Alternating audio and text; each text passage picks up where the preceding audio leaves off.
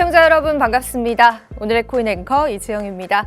오늘도 다양한 외신 뉴스들과 함께요. 비트코인에 관한 다양한 시세들 한번 체크해 보겠습니다. 네, 금리 인상이 투자 시장을 위협하더니 이번에는 미중 무역 갈등마저도 투자 시장을 위협했습니다. 보다 자세한 사항 경제 지표로 살펴보겠습니다. 다우존스는 1.23% 하락 마감했고요. 나스닥 지수 역시도 0.16% 하락 마감했습니다. S&P 500 지수도 하락 마감했고요. 어제장의 채권 시장 분위기도 좋지 않았습니다. 2년물, 10년물 국채금리 모두 다 5% 넘는 상승세 보여줬습니다. 골드 같은 경우에는 소폭 상승한 채로 현재 거래되고 있습니다. 이어서 주요 암호화폐 시세들도 한번 살펴보겠습니다. 비트코인 시세부터 살펴보시죠. 비트코인이 간밤에 23,000달러를 지켜주는 듯 싶더니 현재는 22,700달러에서 거래되고 있는 모습이고요. 이더리움 시세도 보겠습니다. 이더리움 1,600달러에서 현재 거래되고 있습니다. 1,600달러만큼은 좀 깨지지 않기를 바라보겠고요. 이어서 리플 시세도 보겠습니다. 리플 같은 경우에는 0.8%가량의 하락세 보여주고 있고요. 에이다 코인 역시도 0.8% 하락 중입니다. 솔라나 역시도 2.29%의 큰 폭의 하락을 겪고 있습니다.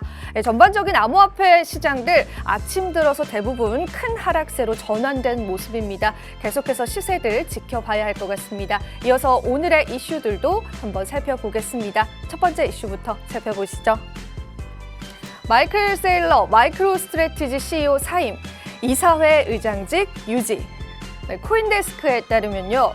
마이클 세일러가 마이크로 스트래티지 CEO직을 사임한다고 밝혔습니다. 이에 따라서 다양한 고위 임원직을 역임한 퐁레가 마이클 세일러의 자리를 대신할 계획인데요. 마이클 세일러는요, 향후에 비트코인 매입 전략 등에 더욱더 집중할 계획이다라고 밝혔습니다. 현재 마이클 세일러 같은 경우에는 2분기 실적을 발표하면서 마이크로 스트래티지가 5월 3일부터 또 6월 28일 사이에 약 480개의 비트코인을 추가 매입했다고 밝혔고요. 이 기간 동안 이 비트코인을 매입한 평균 단가는 2만 달러 선입니다. 현재는 좀 수익 구간인데 중요한 거는 이 전체적인 평균 가격이 3만 달러가 넘어가기 때문에 현재 손실 상태다라고 보시면 될 것 같습니다. 마이클 세일러 같은 경우에는 이 CEO직에는 물러나지만 집행의장은 유지를 할 것이다라고 이야기를 했고요. 이렇게 역할을 분담하는 것이 향후에 비트코인 인수 및 보유 전략을 구축하는 데 더 도움이 될 것이다라고 본인의 트위터를 통해서 밝히기도 했습니다. 마이클 세일러의 이러한 사임에 따라서 마이크로 스트래티지의 주가도 약간 움직이는 성향을 보이기도 했는데요. 과연 앞으로의 시세 어떻게 펼쳐질지 우리가 계속해서 한번 지켜보겠습니다. 이어서 두 번째 이슈도 함께 살펴보시죠. 이더리움 대형 고래가 매집한 알트코인은 블록체인 미디어에 따르면요. 이더리움의 대형 고래 하나가 최근 며칠간 1,400만 달러 넘는 알트코인을 대량 매입했다라고 밝혔습니다. 데일러 호들이 2일 날 현지 시간 보도를 한 건데요. 데이터 집계 기관 웰스탯을 인용한 기사에 따르면요. 이 고래 같은 경우에는 저희가 한번 지갑을 가져와 봤는데 보노보라는 이름으로 알려진 고래의 지갑입니다. 이 보노보는 폴리곤을 110만 달러 이상 매입했다라고 합니다. 그리고 얼마 후에요. 폴리곤을 190만 달러어치 추가 매입을 했고요. 그리고 두 번째로 보노보는 이어서 130만 달러를 투자해서 BAYC를 사들였다라고 합니다. 그리고 마지막으로 이 보노보 같은 경우에는 샌드박스를 220만 달러 추가 매입했다라고 합니다. 즉 세 가지의 알트코인이다라고 보시면 되는데 폴리곤과 BAYC 그리고 샌드박스 이렇게 세 가지를 보노보가 매입했다라는 소식이 전해졌습니다. 보노보 같은 경우에는 이더리움을 가장 많이 보유한 고래 중에 무려 4위에 해당하기 때문에 많은 물량을 보유한 보노보의 지갑은 많은 투자자들의 관심을 끌 수밖에 없습니다. 계속해서 관련 내용 추가되는 대로 브리핑 도와드리겠습니다. 이렇게 두 번째 이슈 맞춰보겠고요. 이제 세 번째 이슈 넘어가 보겠습니다.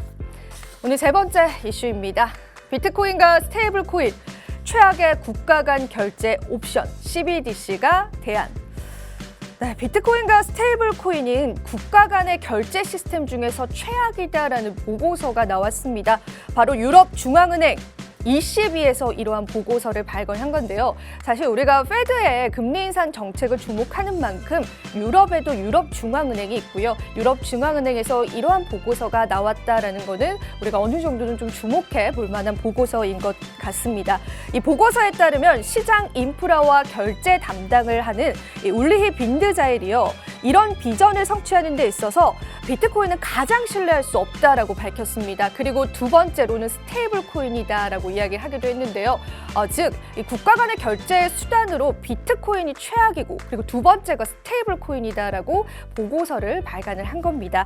하지만 그것을 우리가 대체하기 위해서는 이 CBDC가 가장 좋은 대안이 될 것이다라는 이야기까지도 덧붙였습니다. 빈드자일은 이 보고서에서 여러 지역의 중앙은행 디지털 화폐, 즉 CBDC를 연결하는 것이 국가 간의 결제 수단으로 가장 좋을 것이다라는 이야기까지도 덧붙였습니다. 하지만 우리가 이러한 보고서만으로 우리 시장 자체를 신뢰가 깨졌다라고 볼 수는 없는 거죠. 하지만 이런 보고서가 발간됐다라는 거는 어느 정도는 체크할 부분이 있을 것 같아서 저희가 한번 브리핑 준비해봤습니다. 네, 이렇게 세 번째 이슈까지 맞춰봤고요.